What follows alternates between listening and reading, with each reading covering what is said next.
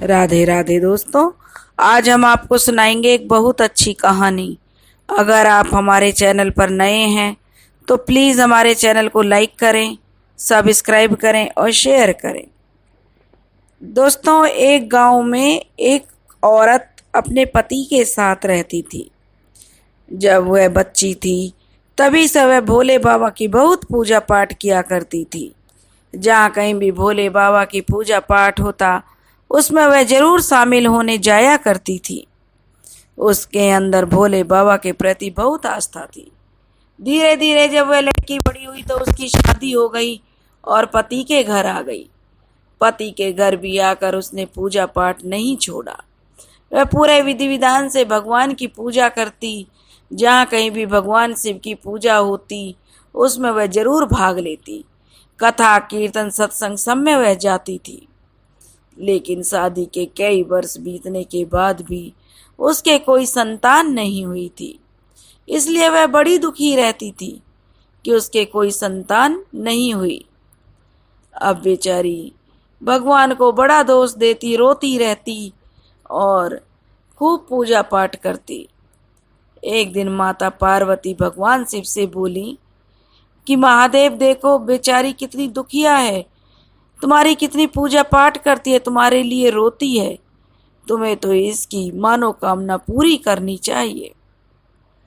भगवान, जब भक्त रोए तो भगवान को कैसी खुशी मिलेगी? भगवान तो तुरंत उसके आंसू पोंछने चले आते हैं। यही उस जो औरत के साथ हुआ। भगवान ने आशीर्वाद दिया और भगवान के आशीर्वाद से वह औरत गर्भवती रह गई और उसको 9वें महीना चंद्रमा के समान सुंदर पुत्र हुआ। अब जब उसको पुत्र हुआ तो वह इतनी खुश थी कि उसे तो पुत्र मिल गए, जाने जीवन की सारी सुख उसे मिल गए। अब तो वह सब कुछ भूल गई, पूजा पाठ करना सब कुछ छोड़ दिया। वह बस अपने बच्चे के लालन पालन में लगी रहती। वह अपने बच्चे में इस तरह खो गई कि उसे कुछ और याद ही नहीं रहता, बच्चे में लगी रहती। धीरे धीरे करके बच्चा 1 साल का हो गया। फिर समय बीता, बच्चा 5 साल का हो गया। लेकिन वह अपने बच्चे को 1 मिनट के लिए नहीं छोड़ती थी। बच्चा अगर थोड़ा सा रोए या कोई भी उसको परेशानी हो जाए तो कितने वैद्यों को वह दिखा लाती, कितनी नज़र उसके ऊपर से उतारती कि कहीं मेरे बच्चे को नज़र तो नहीं लग गई। अपने बेटा के प्यार में वह इतनी पागल थी कि उसे दीन दुनिया से कोई मतलब नहीं था। अब वह लड़का 5 साल का हो गया था। तब उस औरत के पति ने अपनी पत्नी को समझाया कि देखो, बच्चे का नाम स्कूल में लिखा दो। अगर बच्चा पढ़ेगा नहीं तो वह कैसे कामयाब होगा? हम तो सारी जिंदगी सदा उसके साथ रहेंगे नहीं, कमाना तो उसको पड़ेगा ही।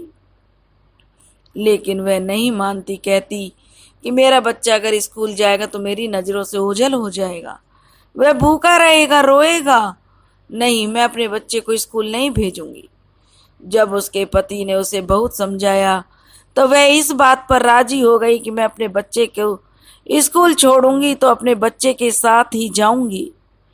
अब वह औरत अपने बच्चे को स्कूल छोड़ने जाती और स्कूल के बाहर खुद बैठी रहती जब तक कि स्कूल की छुट्टी नहीं हो जाती और अपने बच्चे को लेकर घर आ जाती।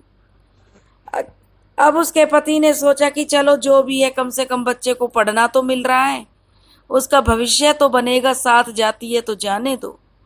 वह अपने बच्चे के प्यार में बड़ी अंधी हो गई थी कि एक तो उसको बहुत सालों के बाद पुत्र प्राप्त हुआ था, दूसरा वह बहुत देखने में भी सुंदर था और बहुत ही चुलबुला था।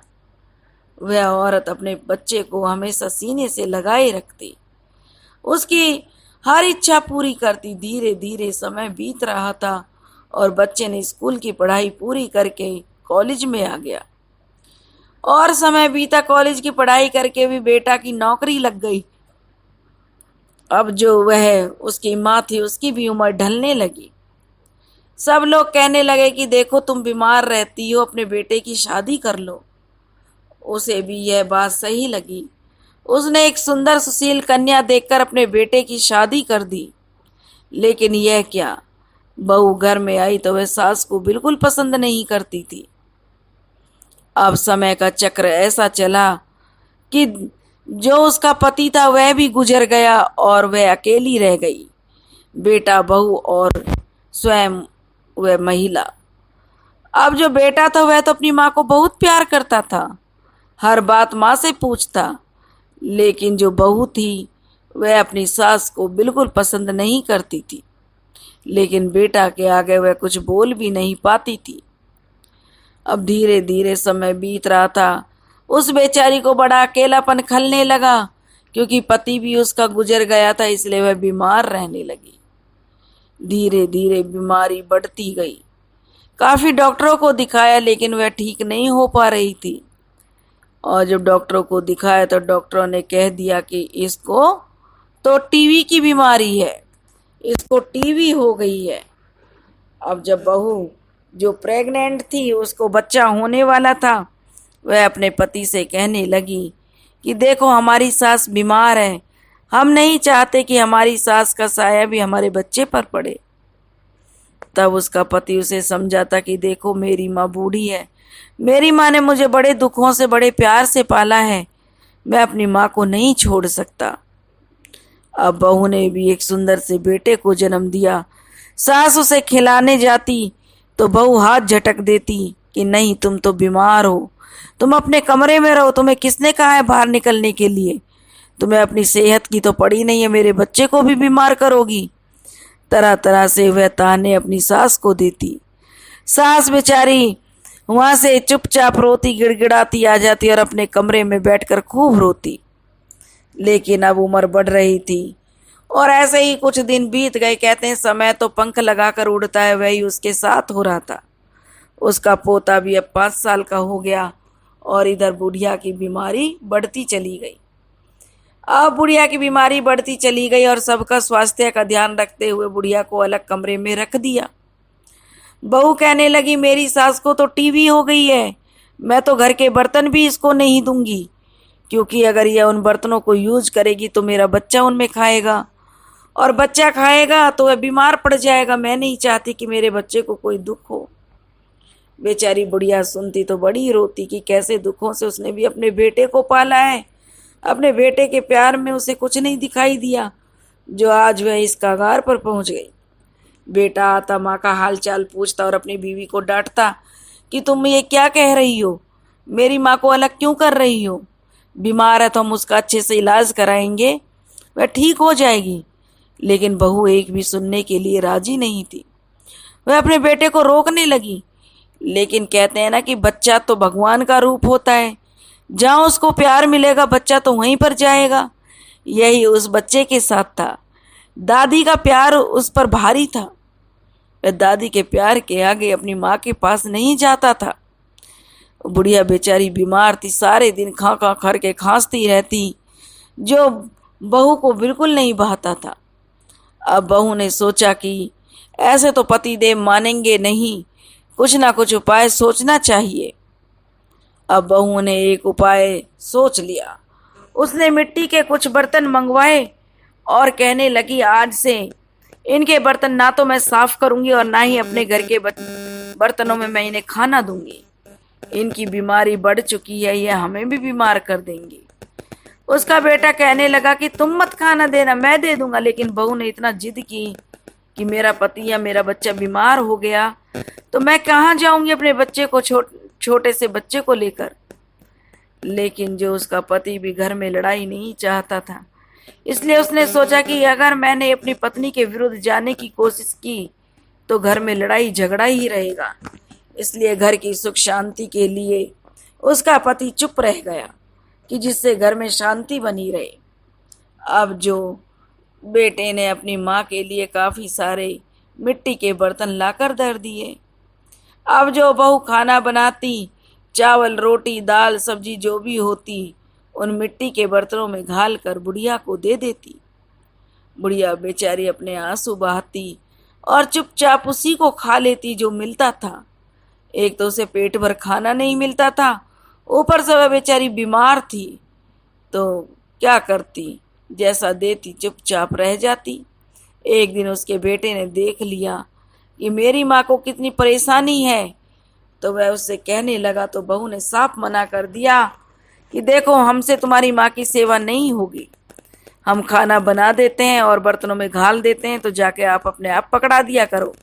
हम उनके पास भी नहीं जाएंगे क्योंकि उन्हें टीबी की बीमारी है। अब तो वह मिट्टी के बर्तनों में खाना देने लगी।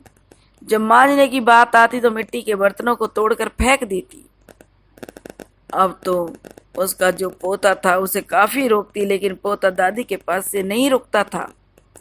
जब वह बुढ़िया उन मिट्टी के बर्तनों में खाना खाती तो वह पोता बड़े ध्यान से देखता था कि मेरी दादी मिट्टी के बर्तनों में खाना खा रही है और सब परिवार वाले डाइनिंग टेबल पर बैठकर खाते हैं। तो मासूम बच्चा था, बच्चे कहते हैं भगवान का रूप होता है, बच्चे ने अपने मन में रख लिया। अब बीमारी बढ़ती गई। कुछ दिन बाद बुढ़िया का स्वर्गवास हो गया। अब बड़ी बहू तो बड़ी खुश थी कि चलो भला टली, कम से कम अब मुझे डबल काम नहीं करना पड़ेगा। सास के स्वर्गवास हो जाने से बहू बड़ी खुश थी। अब वह सोचने लगी कि चलो, सास मर गई तो आफत टल गई, कम से कम मुझे अब डबल काम तो नहीं करना पड़ेगा। और एक दिन जब वह घर की सफाई कर रही थी, जिस कमरे में बुढ़िया रहती थी, तो उसमें देखा कि उसने काफी सारे मिट्टी के बर्तन रखे हुए हैं। तब वह अपने पति को चिल्लाकर बुलाने लगी और कहने लगी, क्या ये खाने के बर्तन तुमने फेंक कर तोड़े नहीं, जो इस घर में इतने सारे इकट्ठे हुए रखे हुए हैं। तब उसका 5 साल का बेटा आया और कहने लगा, माँ, ये बर्तन पिताजी ने तोड़े नहीं, ये बर्तन तो मैंने दादी माँ के लेकर इकट्ठे किए हैं, जिनमें वह खाना खाती थी। तब उसकी माँ बड़ी खुश होती हुई बोली, बेटा, तुमने ये बर्तन इकट्ठे क्यों किए हैं। तब वह रोनी सी सूरत बनाकर कहने लगा कि माँ, तुम मेरी दादी को मिट्टी के बर्तन में खाना देती थी, लेकिन जब तुम बूढ़ी हो जाओगी तो मैं भी तो तुम्हें मिट्टी के बर्तन में खाना दूंगा, क्योंकि तुम भी तो बुढ़ापे में आके बीमार हो जाओगी। पता नहीं उस टाइम तक मिट्टी के बर्तन मिलेंगे या नहीं मिलेंगे, इसलिए मैंने दादी माँ के सारे बर्तनों को जोड़ कर रखा है, जो आने वाले समय में तुम्हारे काम आएंगे। अब यह सुनकर बहू के तो चक्षु खुल गए। उसे तो आत्मबोध हो गया कि वह कितनी गलत थी और जो वह कर रही थी वही उसके बच्चे सीख रहे थे। अब वह रोने पीटने लगी और माफ़ी मांगने लगी, लेकिन वह माफ़ी मांगती किससे। भगवान तो अपना अंतर्ध्यान हो गए करके, लेकिन अब तो उसे अपनी, क्योंकि बच्चे की जुबान पर तो भगवान ही आते हैं ना, और जो बच्चे ने कह दिया समझो भगवान नहीं वो कहवा कर गए हैं। अब वो बहुत रो रही थी, लेकिन उसको चुप कराने वाला, डांडस बंधाने वाला कोई नहीं था।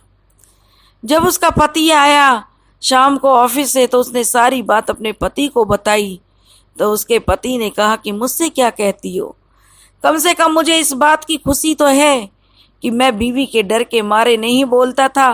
कम से कम मेरा बच्चा आगे ये सब करेगा तो मुझे खुशी तो है कि मेरी माँ कैसे तड़प तड़प कर चली गई और तूने मेरी माँ की कोई सेवा भावना नहीं की। और आज बच्चा अगर तेरे लिए बोल रहा है तो इसमें बुराई क्या है। मैंने कितना अपनी माँ का सुना है, जो वह सुनेगा। दोस्तों, इस तरीके से एक छोटे से बच्चे ने अपनी माँ को सही रास्ते पर ले आया। और अगर आपको हमारी कहानी पसंद आई हो तो प्लीज़ हमारे चैनल को लाइक करें, सब्सक्राइब करें और शेयर करें। राधे राधे।